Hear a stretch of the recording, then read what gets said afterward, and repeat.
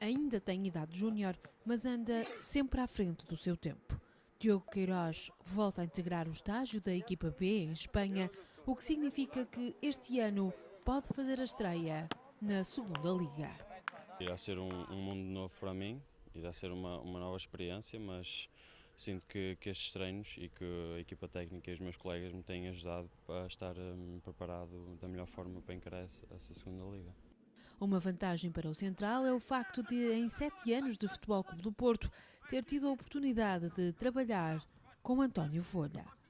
Já trabalhei noutros anos com o Mister e sei o que é que ele quer, o que ele pede a todos os jogadores e tento desempenhar as ideias dele da melhor forma. Há tanto tempo que se ouve falar de Diogo Queiroz que às vezes os 18 anos parecem pouco.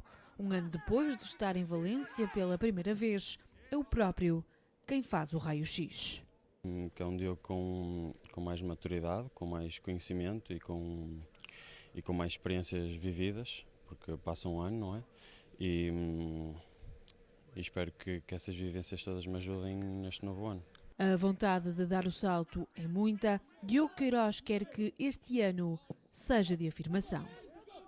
Essa é a minha ambição e espero bem que este ano seja o ano, mas claro que por trás do êxito vem muito trabalho e eu estou confiante que posso conseguir isso. O Central esteve ao serviço da seleção de sub-19 no Europeu e por isso só se juntou ao comboio da B, já em andamento.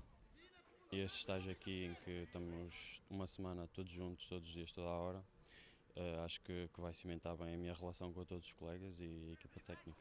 Na sessão desta quinta-feira, a bola voltou a dominar o treino naquele que foi o dia mais quente do estágio. 40 graus marcaram os termómetros.